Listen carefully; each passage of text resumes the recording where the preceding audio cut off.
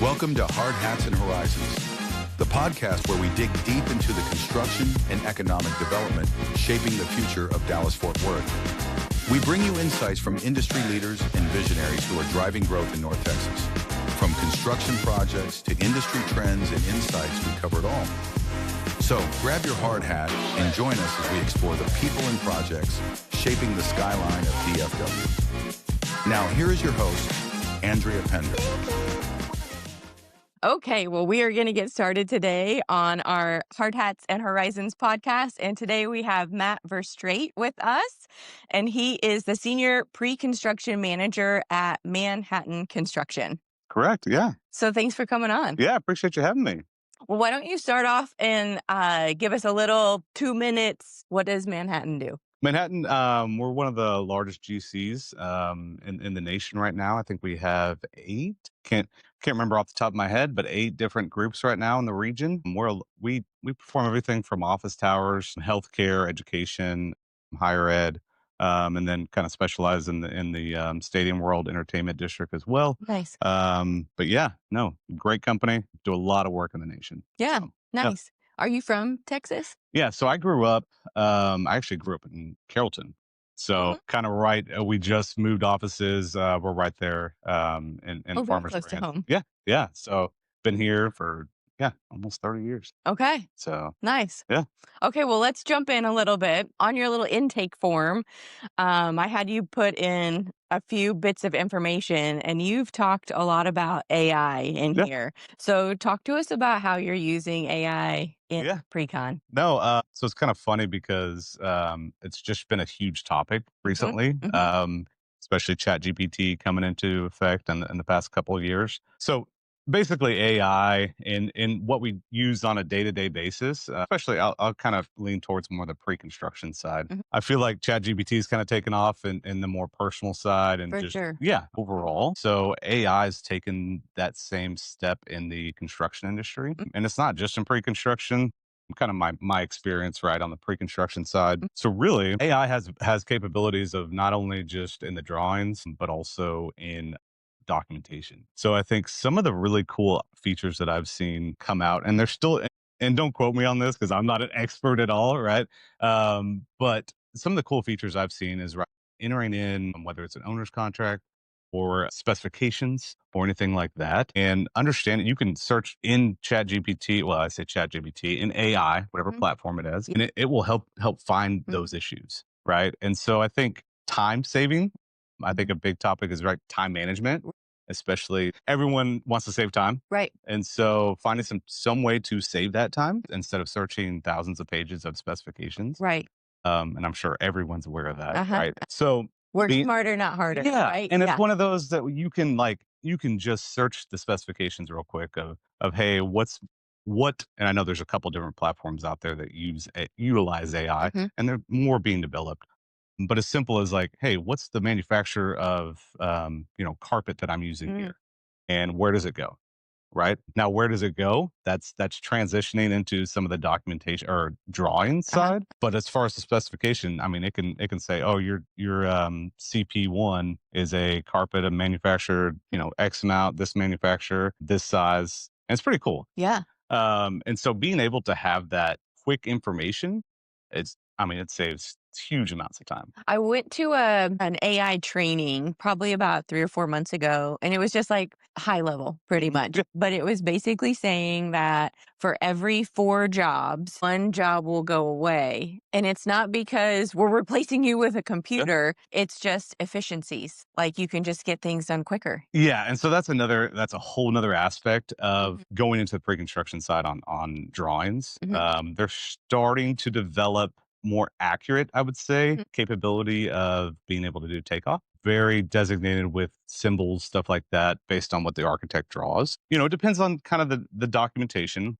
what level they're up to. Mhm. But if for simple, you know, call outs for a finish or a drywall piece, it'll tell you. Mm. It'll tell you exactly what you're looking for. Now, again, some platforms are better than others.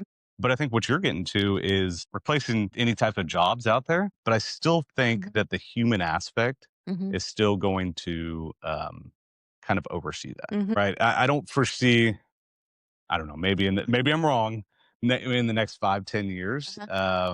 But the human aspect of controlling that and understanding what's actually in those documents, I think that's necessary, Mhm, right? mhm. I think what I tell any new estimator coming up is the best way to learn a project is to take it off Yeah. and to do it yourself, Uh-huh. because you're going to see all those little intricacies Right.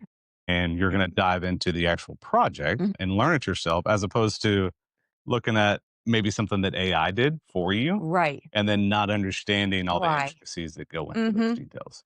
This is kind of on topic, kind of off topic. How often do your estimators go out to job sites to actually see this is what I've put together? Yeah, so that's funny you say that, because that's kind of we've been doing that the past couple of years, is striving more to go out to job sites, Uh-huh. right? Someone that's new coming in on the estimating team, and I think every company does it a little bit different, but we typically strive to have a little bit of time in estimating, a little bit of time in the Mhm. field. But when you mix some of those and you actually see what you're estimating and Uh-huh. see what you're putting a budget to, Right. I mean it goes, Then it makes sense. and Yeah. you're like, okay, well, what kind of carpet is that and where does it go? Right. Right. Or, these light fixtures go here and here. And how does that apply to what Right. I'm doing? Mm. Right. So just putting those two and two together, Yeah. I think on that topic too, I think 3D modeling has come a long way Mhm. on the architectural side, being able to visualize what you're taking off. Right. We've had a couple new estimators come in, and just when I show them a model after they're taking something off, they're like, well, I don't want to go back to a 2D. Why can't I do it in 3D? And I'm Right. like, okay, let's get the, Yeah, yeah. it's great information, Uh-huh. but let's look at both. How long has that been around? 3D modeling, Uh-huh. it's been around for a For while. Now the progression of it Mhm. has gotten a lot better. I think what's been put in there, right? If the model matches the drawings, I mean, that I would love that on every single Right, project. right. Does it happen on every single project? Not There's necessarily. always a pipe going through some concrete Correct. somewhere. Yeah. Yeah. And that's why you have all those class techs and BIM and all that BIM modeling and stuff like that. But as far as the estimating side, I mean, being able to see what you're taking off, Mhm. it goes leaps and bounds. What do you think excites people about jumping into AI, or what do you think scares them? I think, well, like we talked about, it excites them. I Mhm. think it's more time management, saving some time, right? If it's having that little bit of extra support that you can ask the question, I think that's exciting. Now, the other side too is I think more the unknown. Okay, that's fair. Um, Uh-huh. what do I have to check? Because maybe I'm old school in the regard of, like, Right. I know that it's not 100% yet, and it Mhm. may miss some items here and there. So what am I not getting? Right. What Mhm. am I missing from? Is it easier if I just do it myself? Yeah, Yeah. exactly. And is it, again, back on, it's probably a lot easier to take it off, Mhm. understand what you're doing. I say easier again. Right. Right, right. I think I'm old school in that regard, Right. like understanding the project. It's funny on the Chat GPT side. I was an English major Yeah. in college, and they do what are called M dashes a lot. And people are like, "You always know if it's Chat GPT now because of." And I'm like, "I've been using these for 20 years. Yeah. No, no, no! I promise." Every email. So now I'm like, well, "Am I not allowed to use these anymore?" Because apparently everyone thinks the only people that use them is if Yeah. you use AI. Well, and it's not in, and we talked a little bit about this before. It's not just in construction. I mean, if you're trying to write like a quick summary or a quick executive summary about something, Hmm. I mean, I use it for highlight points, Yeah. and then I put it in my own Hmm. words, Hmm. right? But I think in that regard of just taking out that little bit of, hey, let's get the brain thinking a little Uh-huh. bit, and use GPT for those items, Right. and it helps Yeah. in day in and day out items. Mhm, So. mhm. Yeah. No, that's cool. What are some industry trends that you're seeing right now? Oh, that's a good question. Um, Industry trends. I think, I hate to AI is the trend. Uh-huh. I think utilizing that information and moving forward, that's kind of the trend. Yeah, I think technology in general, right? It's not so much, again, 3D modeling, Mhm, AI, moving in that direction, mhm. but just, yeah, I think that's kind of where the trend is moving. I think it's interesting because, like, in our industry, I don't people from the outside don't really realize how much technology is used. You know, a lot of times people think construction and all they think are people swinging hammers. And it's like, no, no, no, there's a lot more that goes Yeah. in with this. Well, and there's a couple different other companies out there as far as in the operations side that I don't see a part of, but I've been kind of lucky enough to sit on some of those internal reviews. But there's companies out there for technology where it flies a drone over and it will look at rebar spacing, it will look at Mhm. your piping or any structural detail, Mhm. and it will match that to the documents, and then it tells you you have an error Yeah.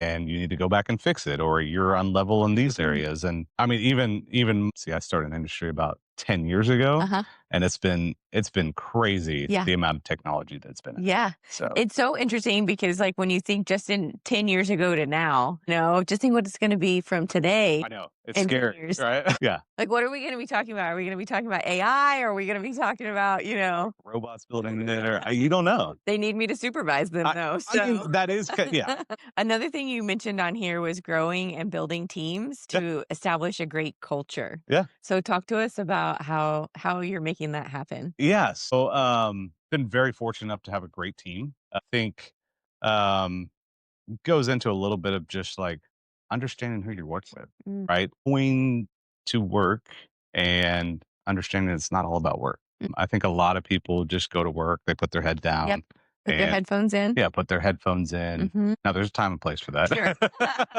But also having that social setting of like just asking how someone's day is going. Mhm. Yeah. Right, and I think that goes a long way, and that goes a long way in setting the culture, showing that empathy, showing again, I think the best team is, like, created by being one, Mhm. right? You wanna be unison, you wanna understand what he's doing. Did he have something happen personal Right. on his personal side Mhm. that's affecting potentially now? And, just being there for those team members. Mhm. I'm out of the office a lot with business development stuff here, there, all over the place. And so I'm not here as much as everybody else is. But one thing I appreciate, Luis, Yeah, Luis. Every once in a while I'm here and I'm at my computer and I'll see him and he's just mhm, going around, catching up with people. And he doesn't probably know that I have noticed that, but it's just like you sometimes just need to have that little 2-minute conversation. And how are my people yeah. doing? You know? Yeah, and I think also and I could go on and about, like, taking little breaks throughout work, it Mhm. helps productivity Yeah. and stuff like that, but I think it also helps in everyone's regard, Mhm. right? It helps maybe if I got something on my mind, just going and talking to someone about how their day is going Yeah. and helping clear my mind, Mhm. and then I'm like, "Oh, that's right, I need to go that's how I figure out this problem, or that's how I solve this," but again, it takes 5, 10 minutes to Mhm. go talk to someone, Yeah. just to kinda see how their day's going, Mhm. and I think that's what I've found growing a team in Mhm. that regard. Let's rewind a little bit and talk about these little brain breaks that you just mentioned. Yes, and I can't remember where I learned it from, but Mhm. just, um, I'm kinda have like an ADD brain, maybe it's 30 minutes, 45 minutes, I get Mhm. into something, maybe if it's an hour, it depends on what I'm getting into, Mhm. but taking those breaks and just understanding, "Hey, I need to get up and walk around," and sometimes it's just a walk around the office, Mhm. and that little mental focus break, and then go back to what you're doing, maybe grab some water, go back to what you're doing. It Mhm. helps you concentrate 10 times better on what you're actually doing. So we talked engineering a few Yeah. minutes ago, and so I know those guys, all of a sudden there might be a 2-minute ping pong game, and then off they go back to work. And so it's like, okay, that's all they needed was to get their little 2 minutes of ping pong, tournament out, and then Yeah, and it's just that little switch Mhm. of switching your brain from being whether it's like hyper focused on something and just changing that. Mhm. I mean, it also brings, what like ping pong or Uh-huh. something. It brings creativity or Mhm. brings that competitive feel. Mhm. It helps overall. I mean, I'm sure there's probably studies out there. I'm not an expert Yeah, on it, yeah. but I'm sure there's studies about there like just helps you feel better and mentally, physically, getting up, walking around, changing that mindset. Mhm. So we just got a basketball hoop. I don't know if you saw Hey, it back in there you go. the warehouse, but we're not allowed to use it until we get some special paint down Okay. because it's too slippery back there. Okay. So it's like, well, we don't all need to have broken ankles. So, but I think we're all kind of excited about It's about to that. be So, competitive back there for a well, little bit. apparently there's a tournament that has signed up. Oh, Like, I haven't played basketball since 5th grade, so I thought that it was gonna be like that game, like horse, uh-huh. and they're like, "No, it's 2 on 2." And I was like, What? "I haven't Oh, they're played like basketball since the 5th grade. I will not be doing this." they're like for real. Yeah. So I'm like, "Can we have, like, a horse competition or something for those of us that don't wanna, like, get Give me fouled?" 5 minutes, gotta lace up my shoes. That's funny. Yeah, and so we also just got a ping pong table, and so there's a ping pong tournament that's, I think, starting I think it's gonna take place on Friday, Yeah, so we're trying to do that's some awesome. some extra fun things There you like go. that, Yeah. so, yeah. You also mentioned setting up projects for success in the beginning Yeah. stages, working together to help turn the clients and architects' ideas into buildable projects within budget. Yeah. So I think, and the overall kind of gleaming theme from that is communication on the front end, setting expectations, whether that's with the architect or owner or your individual team, right? Hey, this is what I've set. We need to set up, we need to plan for success. And then asking the owner, client, architect team, Mhm, hey, what do you expect on due dates and items like that? I just seen sometimes you get so lost in what you're doing, right? And you just put your head down and you're just plugging away. right. And then all of a sudden you look up and you're like, oh, well, I forgot to do this, this, and this.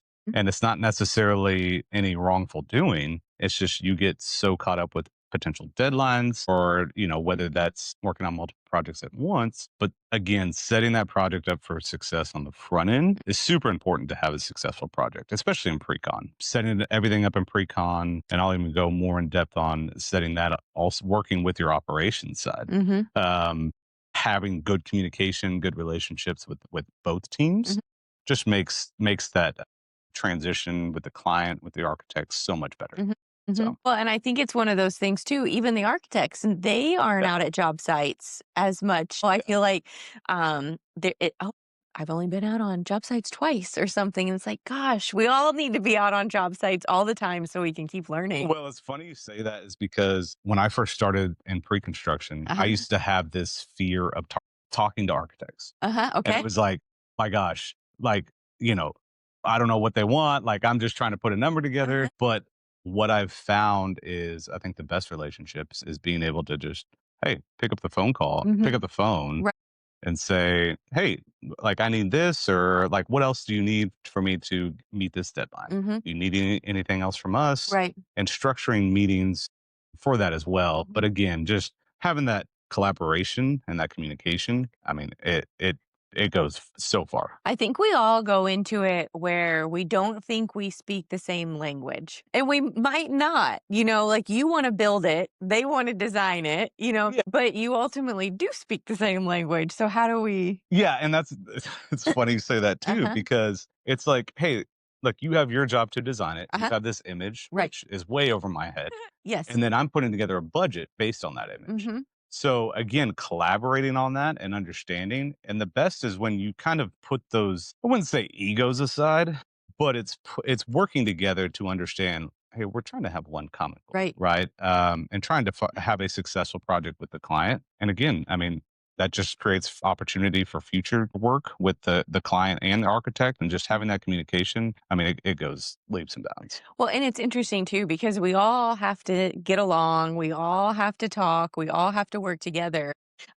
And since moving to the trade partner side, it's funny because I feel like there's some people who they don't even know really, well, when do the trade partners come in? How does this even work? Because we're kind of so far down on the schedule Yeah. of things. I've had a handful of women at my networking meetings who they're just like, well, I don't really think we're ever going to work together. And I'm like, well, I may never hire you directly, but we're all working in the same sandbox here. Yeah, that's a great topic to go into because we've been kind of harping on market engagement. And it's not just market engagement with clients, but also market engagement with Right. subcontractors, manufacturers. Just because, for example, I mean, we have some new estimators come, and we went to a GC9 or something Uh-huh. like that.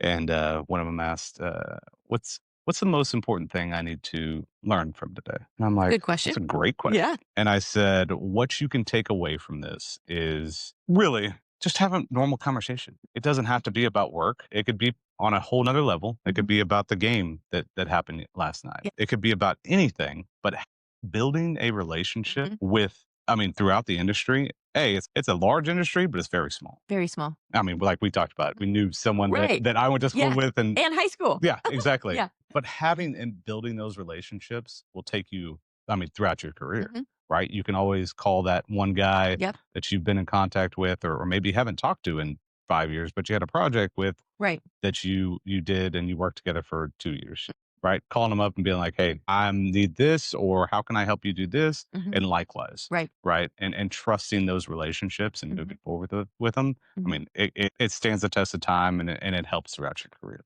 It is, and it's one of those interesting things. I think there's some maybe people coming into the industry and they think, okay, I'm supposed to be headphones in, head down, job, and they don't know that there are relationships that are built. And I mean, I can remember years ago when I first got into the industry, I had emailed a woman no less than 75 times. And I finally said, can I take her to lunch? And I remember my boss was like, you want to take her to lunch? He was an engineer.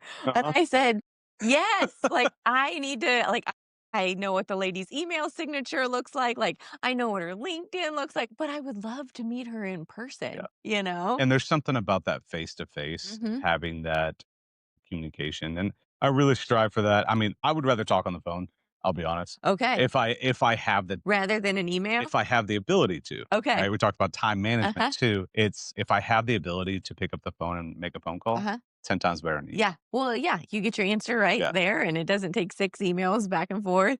There was an architect years ago who would call at 6 a.m. and he knew me and he knew Will. And he would say, I know you're brushing your teeth, you're putting on your makeup, you're doing your hair. Like he goes, but I know you don't have an excuse to not answer the phone. So we would chat and then he would say, well, can I talk to Will for a little bit? And I'm like, here you go. Just put it on speaker. You can have us both at the same time. So I think there's also people in the industry too who we all have these little quirks of, I'm going to call Andrea at 6 o'clock because I know she's going to talk and answer. Yeah. Everyone has their little quirks. But again, I think I can't strive enough just face to face, phone calls, having those relationships to help build that career and build your relationship with other. That's a big push that we're doing here at Carrco. And so like, I'm just really trying to encourage the team. Take them to lunch, take them to coffee, take them to go play golf, you know? And so we've kind of had some training sessions and things on how much to spend, how little to spend, what are some fun activities that you can do. And so we're kind of talking a little bit. Everybody talks about golf, but not everybody golfs. And so it's like, ask, hey, do you like to golf or what do you like to do?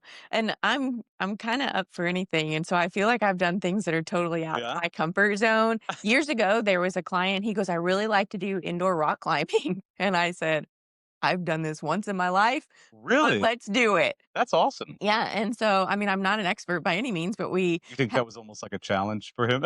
I think so. I think it was a challenge for me. He was like, "Hey, let's go rock climbing. Let's see if she'll do it." Would you actually go? Yeah. Did. No, that's what I'm saying. Would you actually go? Yeah. If you throw it out, I'm pretty much up for it. I might not be good at it, but that's what I've told them. Like, pay attention to your clients because I have one lady who once a quarter we connect, and she wants to do a fitness class or a yoga class. There you go. And then coffee. And so I'm like, okay, that's what she wants to do. Let's do it. Let's make it the best experience that she can have. And I'm going to enjoy it also, you know, but golf isn't the only option. I mean, if you love it and your people love it, then by all means do it. But I feel like I'm kind of really trying to encourage the get to know them even more. Yeah. You know? And that's another topic that kind of we talked about as well. But it's more what I'm trying to get at is it's not always when you need something. Right. Oh, yes. Right. Yes. That's a big thing. And People take note on that. and it's always because I feel like a lot in the industry, it's hey, I need this, I need that. But instead having the conversation of like, hey, like you said, let's go to coffee or hey, how's your day going? Right. What are you up to? I've had multiple subcontractors that I work with that call me on the way home. And I'm like, hey, what do you need? They're like, nothing. I'm just calling you on your way home. That's nice. Yeah. No, I appreciate it. And I enjoy those conversations. Right. Right. Yeah. Because they're becoming your friend. Correct. You And might not be besties, Well, But yeah, yeah, and it's again, it's not harping or going back to what we were talking about earlier. It's not always about work, right? We just everyone's here just trying to do what they do and trying to make it through. right. But why not do that together? Yeah. I always say you do business with people you know, like, and trust. Yeah, And if something is missing from that equation, they'll go someplace else. yeah. So, and it's funny, like you break it down, it's like, well, if they know me and they like me, Do, but do they trust trust me? me. Yeah, Have we gotten there yeah. yet? You know, like, and it may take a few more months. It may take a couple more Mhm. lunches or phone calls or, golf or Yeah, whatever it is. But yeah, I think that that's one of the big things that years ago, I read a statistic that said from the time you meet someone and the time they give you an opportunity to propose on a project, not win the project, but propose, it's 18 months. And it's not just, hey, wow. Matt, how's it going? Hey, Matt, it's been 18 months. Do you have anything? No, it's It's continue, it's repetition. Yeah. And it's not always you're right. It's not always about work. Like, hey, let's just right. yeah, let's go to coffee. Let's do Hmm. this. How's everything going? Yeah. Well, and so I'm like, I feel like this is a really cool time right now to be a woman in the industry. And so I'm really trying Yeah. to like see what I can do with the ladies in the industry. And so, what are those extra special? Is it a facial? Is it a Yeah. massage? What is that lady activity that they really love? And That's I mean, it's not super expensive, but you would think that you gave them the moon. and yeah, and I've seen you do that with a couple of my Uh-huh. coworkers as well, and Mhm. it goes miles. Yeah. I mean, they enjoy it Mhm. thoroughly. It's been a huge Yeah. seen a lot of women that you work with, and Yeah. they appreciate everything. Yeah. So I can't wait to see where the ladies are in 10 years. I think yeah, it's gonna be pretty cool. yeah, it's awesome. Let's see, I feel like you've had a lot of good things on your form here. One thing you mentioned was being solutions oriented, finding a problem and generating a solution. Yeah, so that's funny because just almost happens every day. I think a lot of times, I mean, I'll be very vague, but a lot of times if a problem comes up, I think a lot of people are very quick to point the finger, say, hey, you caused this. Mhm. What about, hey, let's switch that. Hey, I understand what happened. How do we find a How do we solution? fix it? Yeah. Mhm. Now, what do we, so then, and when you're working with that individual or when you're working with a team, right, that's like, oh, well, this is screwed up. We did this. And hey, okay, let's learn from it Mhm. and let's adapt, adjust, Mhm. and let's find a solution. Mm. So I think having that mindset now, it's a lot easier said than done. Yes. Yeah, Uh-huh. because I mean, when things are moving quick, I understand. Mm. But if you take that step back and say, hey, let's find a solution. How can we move forward from this? Right. Right. Yeah. Yeah. That's good because we've all been on job sites where there's some pretty feisty people out there, and you're just like, "Oh, I have to have an answer, but inhale, exhale, let's Yeah. think through this." Well, and it's understanding that even the worst failures, there's room for opportunity. You can always grow from that and Right. learn, Right. right? So just being solutions oriented. I feel like like every project isn't going to be perfect as much as we all want every project to be perfect. But I feel like these are good learning opportunities for all 5,000 people that are Yeah. touching this project. Hopefully, they don't make the mistake again, but it was definitely a learning experience for them in the moment. Yeah, exactly. Yeah. Hmm. And I think it benefits everyone just to Hmm. learn from that experience. Yeah, Yeah. which that stat always blows me away that they always say that there's like But 5,000 people who have touched that project. Isn't that even crazy? on like smaller projects. I don't know, like, how Well, small, because like but some of those they can get pretty big. yeah, Yeah. If you have 1,500 on site, I mean, that's so many people. yeah, you're gonna impact multiple throughout that. That's that's a lot of people. Yeah. Okay, let's see here. What are some of your future goals? Future goals. Uh-huh. Man, I get this question a lot. Okay. I think so. The first thing that pops in my head is, and we talked about it, hit on it earlier, is growing the team that you want to move through your career with, Mm, growing those individuals. It's not always about growing myself. And I started to realize that kind of uh-huh. how as I've gotten more, I say older in the career. He's so old over here, Well, Matt. and a side note, it's funny when I started with my company, I was the youngest one. And now we've had turnover. A lot of people, Uh-huh. great estimators have retired. Uh-huh. And now I'm, Matt's the grown up. yeah. So, but I think that's one of my goals. Uh-huh. I think as far as career, that's the biggest one. So yesterday, we just had one of our PEs present to us at our leadership meeting. So we have like a rotation program, and then they can choose if they want to stay in estimating or project management or safety. He went over and apparently there was one question asked, and he put like a whole spreadsheet together with a timeline on your first year as a PE, what all should you learn and how long is this going to take you? And so he put this together for us, and now we're going to take it and run with it. So it's like, okay, well, so then how do we use it for project managers to become senior project managers? How do I use it here in marketing and business development? How do we use it on the estimating side? And it was all from a question of, hey, like, what did you get out of this rotation program? What could have been great, even better if? We say that a lot here at Carrco. So what was great, but how could it have been even better? And so he was like, well, sometimes you get thrown in down here, but you haven't even done these things first. And so we have so many projects going where it could be okay, well, you can wait 2 weeks and then we'll get you started at the right spot to make sure that you kind of learn everything in the right order. But he even blocked it out like you need to spend 3 months on this. You need to spend 6 months on this. You need to spend 3. Really? Yeah. That's awesome. We were blown away. I was like, this is amazing. Super exciting. That's awesome. Super exciting. Yeah. Yeah. Okay, let's talk fun personal stuff. What are some of your hobbies outside of work? I try to work out as much as possible. Okay. Try to play golf. I feel like you're CrossFit. No. High rocks. No. Climbing. You know what's funny is I've had a couple of people, they're like, you need to join a box. And I'm like, am I getting too old for this? And I'm like, no, you're not. I need to try it. Yeah. I need to go try it. Yeah. But no, I'm just typical weight guy. Okay. Yeah. Okay. I'm starting to kind of implement into HIIT and stuff like that. Okay. So, yeah. But workout, I think it also creates, on that topic, it creates more mental, helps emotionally and physically, right? You're benefiting on both ends. Like to play golf. Okay. And I would say hunting. Yeah. Okay. So got a couple hunts this fall. Are you going someplace fancy or? Nothing really. It's like South Dakota things that I hear about. I've done that. Yeah. No, it's fun. It's fun. It's a little windy, a little cold, but it's fun. Yeah. So I had never been to a deer lease before until last year. Yeah.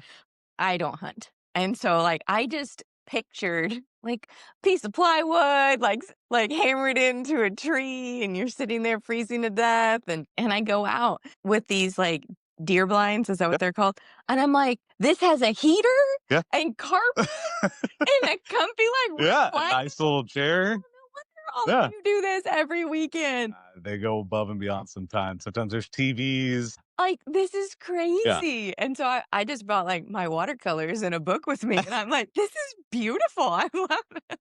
The adult coloring books are actually nice. So like, I don't think we've ever had watercolors in here before. And I'm like, well, I'm not going to hunt anything. He's eating dinner. That's funny. But let's see. What is the last book that you read? I knew this question was coming. Or podcast or... So... Yeah, the couple that John Gordon, Energy Bus, and The Carpenter. Oh, yeah. And I know it's fairly popular, but those were just the last ones that I read. Yeah. Very good, kind of change of the mindset for sure. Great books. Yeah, those are good books. Yeah. Do you just read like business books or do you read fun books? No, those are not. It's more just it's more business. Yeah. Right.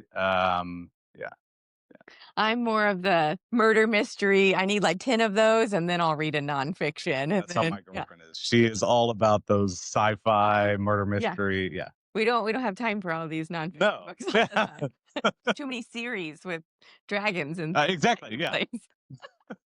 What is a skill you would like to learn? Skill I would like to learn. Non-career based. I'll be honest, I always want to play the guitar.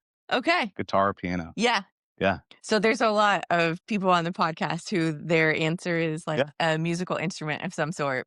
So, and you'll hear, if you listen to any others, you'll hear the same story. But I had talked about learning how to play the guitar for probably 10 years. And so we actually went to the F1 race down in Austin a couple years ago and Queen performed. Okay. And I was like, I don't know if if I'm going to know Queen. And everyone's like, you're going to know Yeah. Queen. And I'm like, I don't know. So I recognized all of a sudden, like, this is the best concert I've ever been to. It was so good. That's awesome. So that was like, then it was like Thanksgiving. We were out of town. And I'm like, you know what? I think I might do this. But it's scary doing something new. And so I found a place online and I was like, I don't know, do I press the button? And Will just reached over and pressed it. and I was like, okay, so I'm taking guitar lessons now. And so How are they going? Or did you? so I committed to 6 months because I was like, I want to have a start and end date because I know normally I'd be like, and now I have to do this for 27 years. So I gave myself 6 months and it was hard. Yeah. It was really hard. I do not apparently use that side of my brain. But I can play, not well, but I can play a handful of like the intros and stuff to like some rock songs and things. So I'm like, it's pretty cool. So I still have it set up. And if I want to pull it out, I can. But yeah, I practice 30 minutes every day, There you go. know? And so then I would go and there's these like 8-year-olds there. And You're next to them trying to strum. Yeah. Awesome.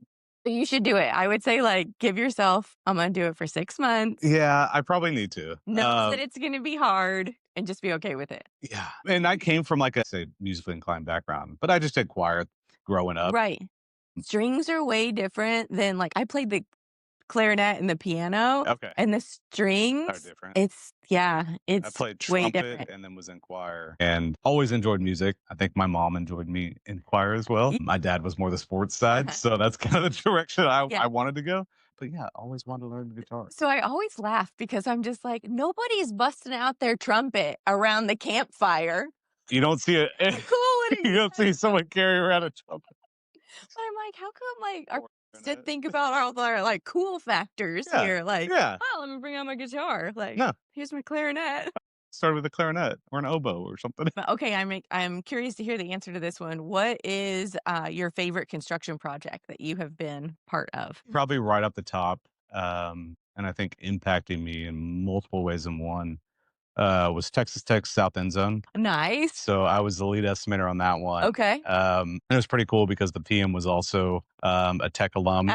And you would have to be like, it's like the job requirement. Yeah. And the whole, it was from the architect to the owner's rep, all engaged with Tech alumni association. That's cool. So very, very cool. Turned out to be an amazing project. I mean, it's one of those kind of feature projects that I get to see when I'm watching a game. Right. And it's funny because we'll be watching it and I'm looking up something. I'm like, oh yeah, I remember this and that. Yeah. And just little interesting facts that kind of I pick up whenever I go back and look at it. But yeah, that was just so iconic. And I think it was a 2-year project going back and forth just to Lubbock. I mean, I love it out there. Nice. Being able to just see everyone and the amount of influx to that campus, to everything just within this project. I mean, it's been super cool to see the growth. That is cool. At that university. That's neat. Yeah. One final question on my official list here.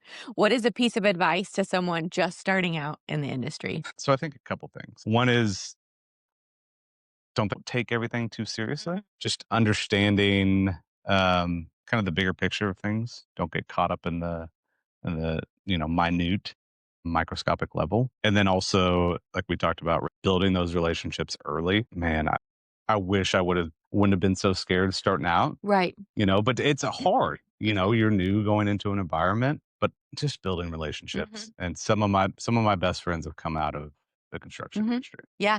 I feel like if you were like, you have to go to lunch tomorrow with somebody, it would be somebody from the industry. Yeah. Yeah. So yeah.